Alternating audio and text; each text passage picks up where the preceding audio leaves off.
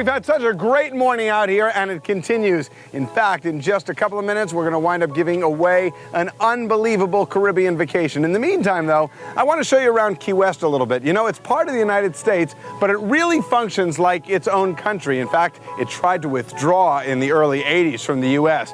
But, you know, after spending some time here, you really realize why some people come here on vacation and they never leave.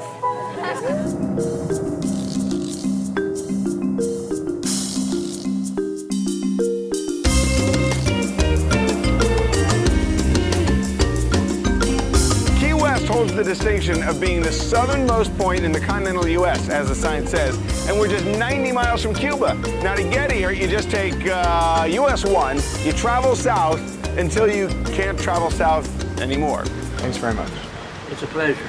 Just up the road is another one of Key West's popular landmarks. With the exception of maybe Jimmy Buffett, Ernest Hemingway is Key West's most famous resident ever, and he lived here in the 1930s.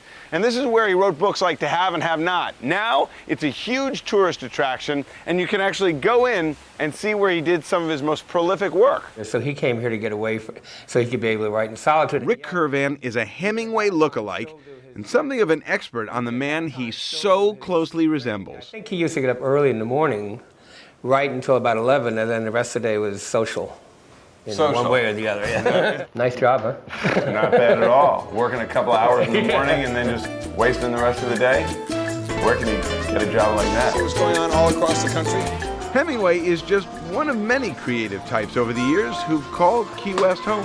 In 1934, President Roosevelt designated Key West an artist colony, and it said that you can find more Pulitzer Prize winners and artists per capita here than any other place in the country. Just stroll the streets, walk into the galleries, and you can find the best artwork from the knowns to the unknowns. Is the art a reflection of Key West, or has Key West become a reflection of the artists who live here? Well, I think it's a lot of both, but certainly literary, visual, and performing artists have flocked here because it's 8 to 80, blind, crippled, or crazy, rich or poor, black or white, doesn't matter. As long as you're interesting, we love you. And you don't get more interesting or lovable than Mike and Tom, owners of Peppers of Key West.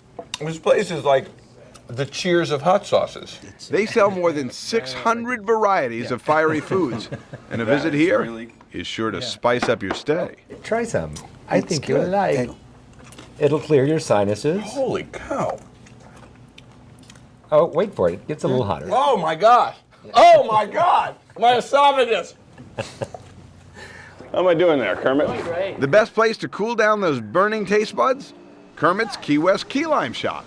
Now, this is a lime tree, and a lot of people don't realize the key lime pie was invented right here in Key West. Now, these are the limes we normally eat, but these are the ones they use for the pie. They're yellow and ripe, and they're a little more tart, and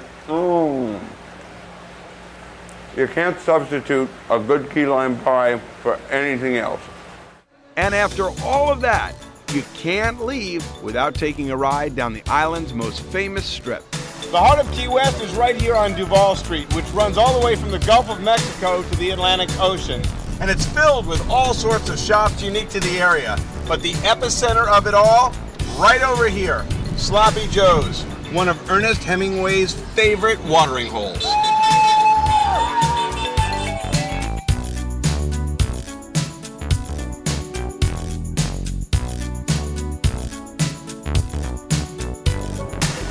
Now, you know what? Here's the deal.